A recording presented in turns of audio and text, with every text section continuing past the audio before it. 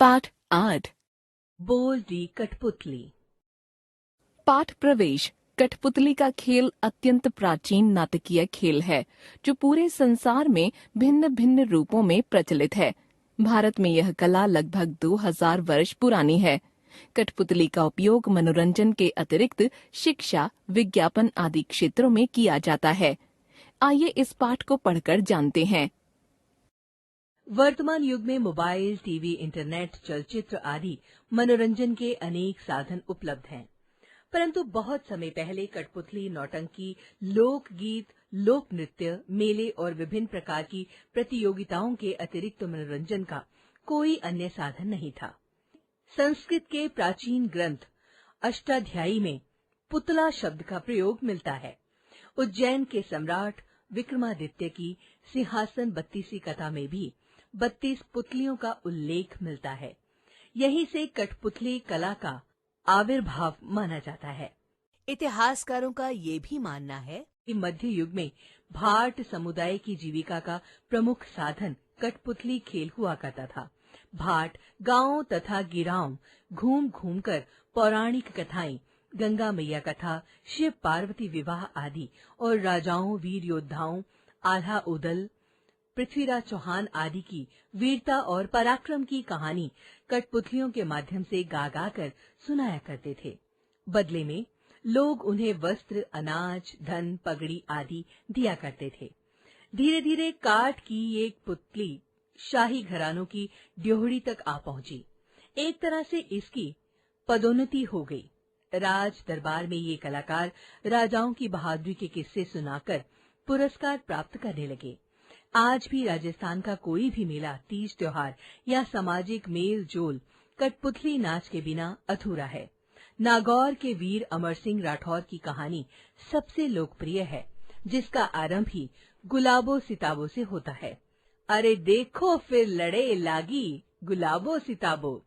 कठपुतली कला की अनेक शैलियां हैं जो भारत के अनेक भागों में दर्शाई जाती हैं।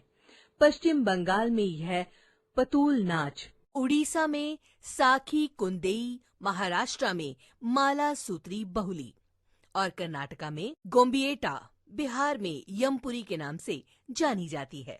विभिन्न शैलियों में छठ कठपुतली, धागा पुतली, दस्ताना कठपुतली, छायाचित्र आदि प्रमुख हैं।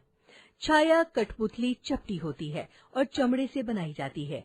यह पर्दे के पीछे रहती है और दर्शक प्रकाश संरचना के द्वारा पर्दे पर छायाकृतियों को देखते हैं। केरल, आंध्र प्रदेश, कर्नाटक और महाराष्ट्र में इसे बहुत पसंद किया जाता है। चीनी छाया थिएटर, जावा तथा बाली में छाया कठपुतलियों का लंबा इतिहास है। विश्व के अनेक देशों में कठपुतली लोक कला का प्रचलन आज भी मिलता है। आज इस कला का नवीनीकरण हो चुका है, जैसे अभिनेता कठपुतलियां, यांत्रिक कठपुतलियां, यांत्रिक विद्युत इलेक्ट्रॉनिक उपकरण जिन्हें रोबोट गुड़िया भी कहा जाता है। अभिनेता कठपुतली बहुत बड़े आकार की होती है, जिसमें 8-10 फुट के आकार के अंदर एक अभिनेता छिपा होता है। वियतनाम में लकड़ी की कठपुतलियों का शो पानी के सरोवर में किया जाता है।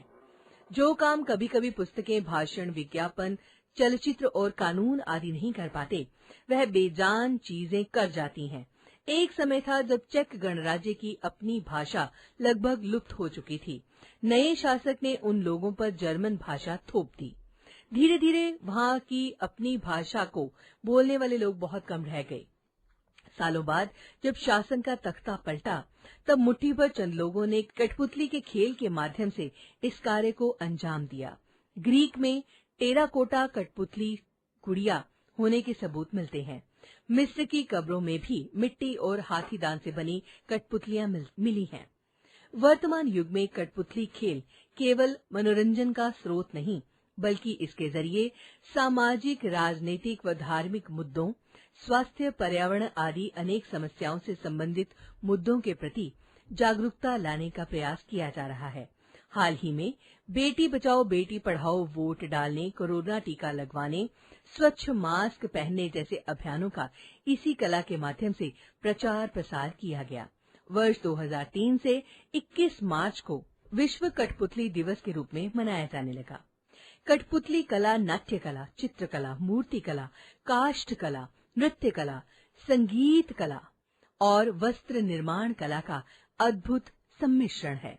यह सांस्कृतिक विरासत है, अतः इसके पुनरुद्धार का दायित्व भी हम सभी का है।